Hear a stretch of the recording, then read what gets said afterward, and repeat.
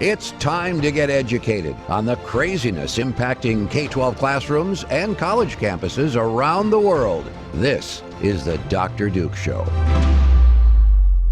Hey-o, and welcome to the Dr. Duke Show. Before we get started, please hit that share button so we can share this wonderful information with other people around the world. Before we start, I always want to give a shout out to our friends at Clean Start. Clean Start is a wonderful hand sanitizer that is truly incredible. It is odor-free. It is delivered in a foam, so no sticky hands. It lasts for at least 2 hours. You can refill 19 bottles before ordering again. Simply visit freedomproject.com/KLEEN. That's KLEEN to get your order. That's freedomproject.com/clean. Joined now by Vicki McKenna for our weekly Culture Cast. Vicki, thanks for joining us.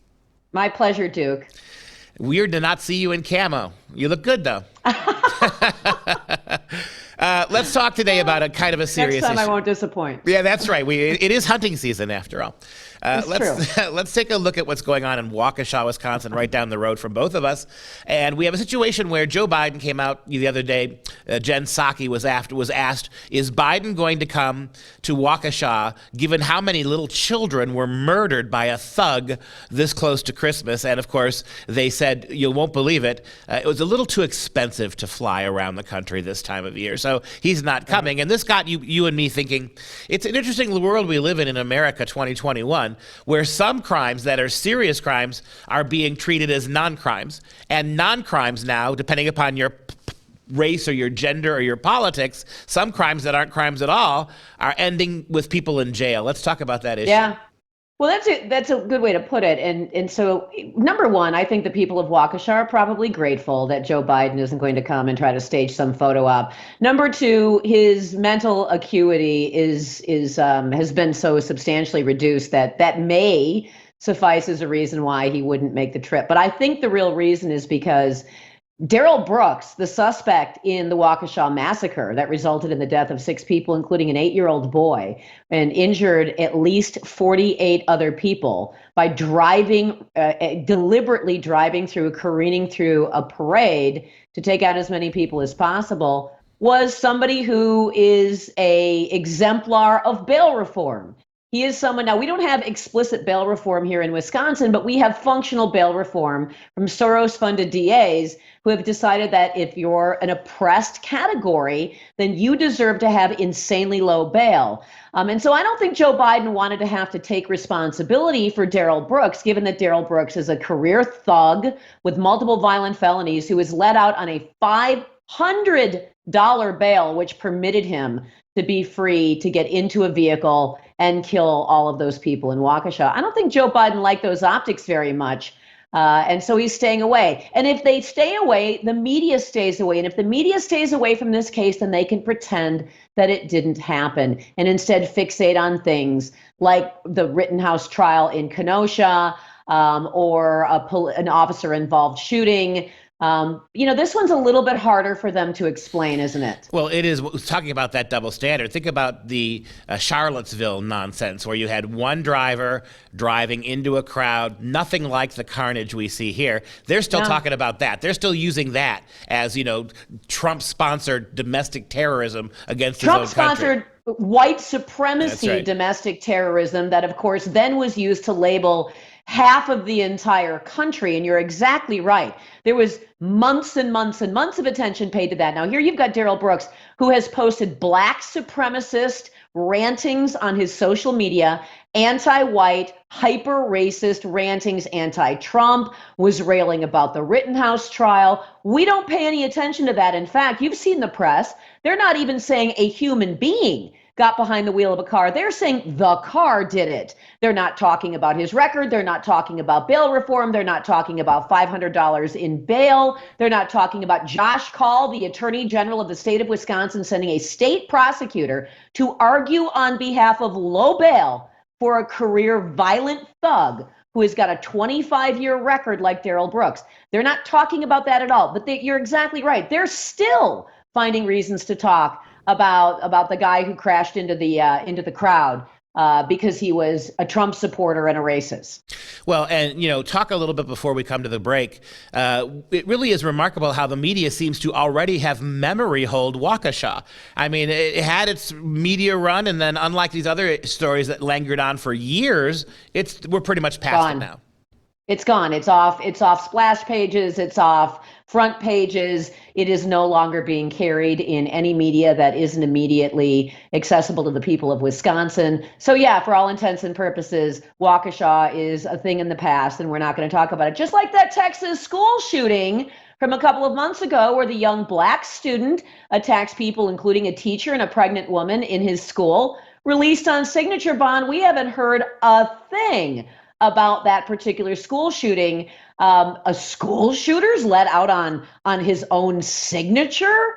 But of course, he checked the right boxes. He was an oppressed perpetrator, which meant he was a victim. Yeah, I want to pick that up after the break. Let's talk more about this, because there's a lot more examples besides just Waukesha of how crimes now that are serious felonies are being ignored and non-crimes are getting people in jail. I'll talk to you right after the break. Are you a fan of the show? Consider joining the Patriot Club. Your tax-deductible donation of $99 a year keeps us going. Simply visit patriotclub.us. That's patriotclub.us to pledge your support and receive our signature tumbler as a token of our appreciation. We've got much more to come. Stay with us.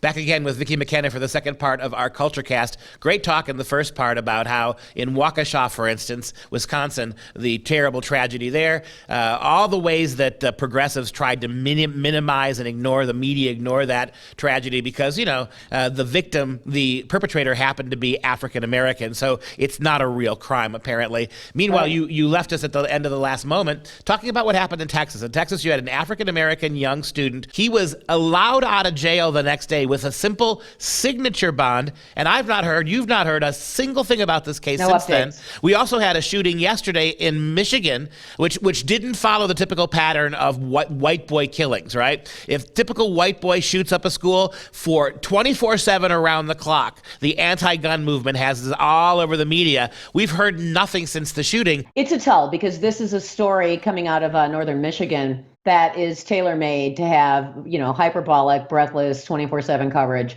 by at least cable news and at least the political Twitter sphere. So that's a tell. I don't know the details of the Michigan story because there are very few details to share, and there are very, very few details that have been shared about it.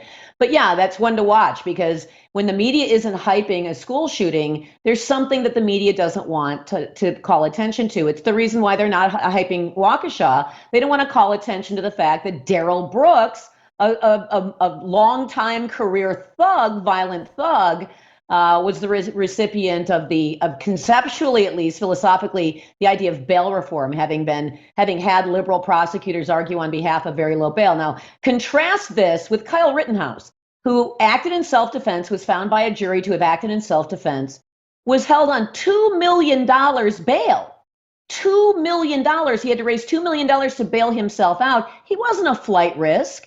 And he had acted in self-defense, and there was abundant video proving to the prosecutors within the first 18 hours of the Kenosha riots involving the shootings with Kyle Rittenhouse that was self-defense. And there was also indication he would not flee. He had family in the city of Kenosha, but he was held on a $2 million bail. That's weird, huh? And then there are people who didn't commit crimes at all who were held without bail and in solitary confinement in a DC jail. Those are a number of the January 6th protesters, most of whom did not commit acts of violence, did not break any windows, did not vandalize any offices. What they did was walk through open doors while Capitol Police essentially watched them do it calmly.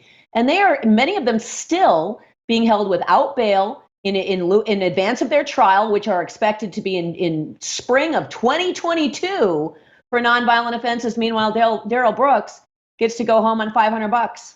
Yeah, and the other glaring example of this that I can't imagine if the shoe was on the other foot, you have these flash mobs of almost exclusively African-American kids. They seem to be young people and teenagers and young adults who are storming these stores, these box stores, these incredibly expensive places, these purse stores. I mean, it's really remarkable. And nobody on the left seems the least bit bothered by this. I can't think of a single serious leftist politician who's even condemning this. It's as if this is reparations in America. Those stores should be grateful because they're helping repatriate and to provide resources for people who have been marginalized.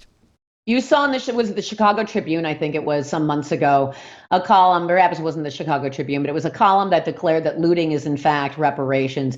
And looting isn't looting now. Looting is organized mass theft or disorganized mass theft. What it is an act of revolution, Duke. And you and I have talked about this before, that crime, as long as it's committed by people who are of approved oppressed classes, crime is actually an act of revolution. It's an act striking against the oppressive white supremacist culture. And so hence the argument for bail reform. Because if it's a black person or an Hispanic person committing the crime and they check the appropriate boxes, we can contort ourselves into believing that somehow this is just an act of revolution and we should encourage it, which is why you saw riots redefined as mostly peaceful protests. Don't call looting looting. It is unorganized or organized mass theft, or it is reparations, and you're not supposed to demand any kind of accountability of the people who are engaged in this violence. By the way, it's not just theft. There was a security guard who was killed because he was protecting a news crew filming the looting. So this has actually also risen already to the level of deadly violence, just like the riots had. But again, the press isn't interested in talking about any of this. They don't cover it at all, any more than they cover what's going on at the border, or they're covering the injustices of the people who are being held in the D.C. jail without bail. You know, it also is very creepy. It's not about bail reform or criminal reform. You know, it's very creepy, very, very worrisome. Even the big corporations who are getting looted have nothing to say. I mean, no, you have high-end stores losing, $100,000 or $500,000 in inventory in one looting spree. And what do they do? You know, what did Louis Vuitton do in San Francisco? Put up plywood. Yeah. Put up plywood in the windows instead of doing anything to speak out, push back, demand better, demand that the police and that the government maintain civil order. The idea behind treating crime as if it's an act of revolution is about we've talked about this many times. It is about deconstructing culture in the same way that you see the left try to deconstruct the family to deconstruct culture. You have to deconstruct the law to deconstruct culture. These woke companies, and you know, part of me is secretly good. You deserve it. Because you're too woke to even defend your own merchandise because you're afraid of being called anti-black. That's where we are. It's a scary, scary place to be. And it does not bode well for where this country is going to be in the future. Vicki, thank you so much for your time today. Today's show is sponsored by Clean Start Hand Sanitizer. For an odor-free foam hand sanitizer that lasts 2 hours and provides 19 refills, visit freedomproject.com/clean. That's KLEEN to order yours today.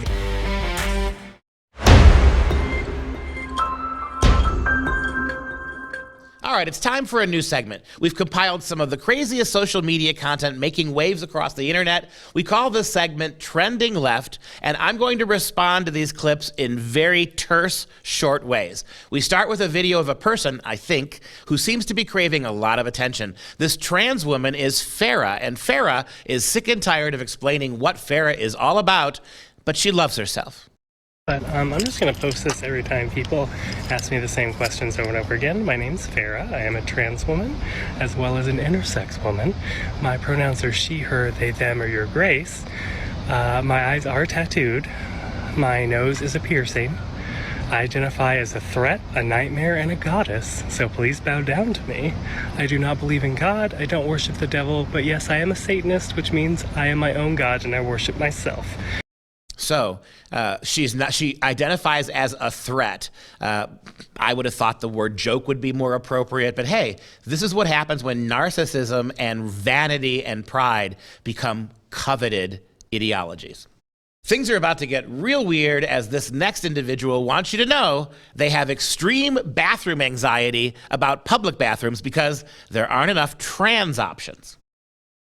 Story time. So I think that it's very funny how we have these options for men and women bathroom, but a lot of places still do not have gender neutral restrooms, which is very weird to me, because when I walk into a restroom, I have to pick and choose, full of anxiety, which one it is that I'm going to go into, because I'm always questioned. I'm always going to be looked at and gawked at by somebody who think I'm in the wrong place, or maybe I've been mistaken, or maybe I'm just a little bit crazy, and maybe I'm a little bit of a predator. So for my safety, I have to always wait until there is a place where I can go in and somebody is not going to try to discriminate against me. This would be something that I would not have to worry about as a gender non-conforming person if there was restroom options designed for people like me. Okay, this is not a joke. This is my life. Get with the program. I can't imagine that people would think she's crazy. Do you? We move on to Seattle, where a high school science teacher felt he had to interrupt a lesson on magnetism, science and magnets, to go on a Kyle Rittenhouse racist cops rant. Thankfully, a student at the school recorded the indoctrination. Let's take a listen. But for me, what's the most appalling thing about this is he ran toward the police with his hands up with a weapon right here, and the police did this. They waved him through. Seriously. If he was black, would he have been waved through? No way. That's what this is about. That's an example of racism being used as a weapon, not weaponizing racism. Okay? Racism exists. White guys like me don't see it because it's not part of my experience. Okay? Maybe we should defend this guy. He was supposed to be talking about magnets. And to be honest, liberal teachers and ideological classrooms, politicking, they're like magnetic attractions for each other. Meanwhile, first graders are now being indoctrinated into wokeness of the LGTB agenda. Exhibit A is a tweet from a gay woman who teaches first graders, that would be 6-year-olds. Here is her tweet. Quote, my students call me Professor Nalo, N-A-L-O, because I prefer not to use Mrs. or Mr. in my classroom. I teach all subjects as a first grade teacher, but my favorite moments are always when my students ask me about my queerness. And I gotta say this, Nalo, the only reason a 6-year-old would ask about your queerness is because you took your queerness out of your little kit bag and stuffed it right in their faces. Maybe if you stuck to first grade, you wouldn't get asked. But then again, you wouldn't be happy if you weren't able to talk about it, would you, to 5-year-olds and 6-year-olds?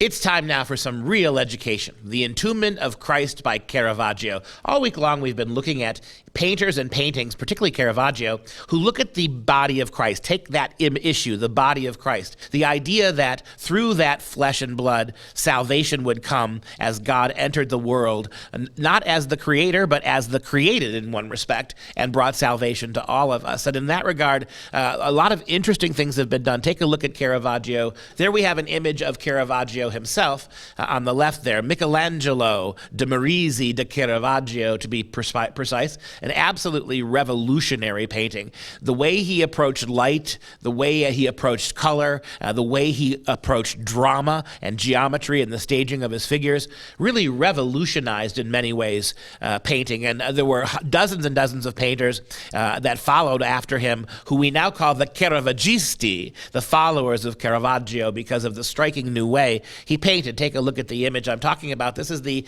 Entombment of Christ, and what a remarkable picture. The geometry of this is staggering. It's striking. Look at the angled, seemingly wooden or stone block that they're all standing on. Right? He catches it right at the angle where one plane gives way to the other plane. You can see where it comes right down the middle. And there you've got the typically Caravaggian use of light and dark. It's complete darkness. Out of that darkness, these characters almost seem to emerge. The real light in the painting comes from the body of Christ. We've seen that all week in the paintings we've looked at. That source of light in this dark world especially now that Christ is dead, comes from the body itself. And look at the heaviness, the ponderousness of that body. This is not a body that looks like it's been crucified. You do see the wound in the chest there from the centurion's lance, but you don't see the blood, the gore, the usual tropes that we see with a body that has been badly treated, like this one is. And one of the things I love about this is you can look at it. If you look at the painting from the bottom left corner to the top right corner, or from the top right corner back down to the bottom left corner, it's a miracle, right? There, at the top, you have one of the Marys with her hands up. Then there's Mary leaning forward. Then you've got Joseph of Arimathea who's leaning down to hold on to the body. And then you have the grave lurking below. So it's a singular move from the top to the bottom into the grave. But this is a body and a soul that was going to resurrect from the dead. If you look from the bottom left to the top right, it's as if Jesus is leaving the tomb, and the hands and the heads, they all stand up taller, taller, taller, until you get Mary at the top staring at heaven, back where Jesus would come. What a remarkable image. And that's going to do it for this show. I'm Dr. Duke. Until next time, stay educated, my friends.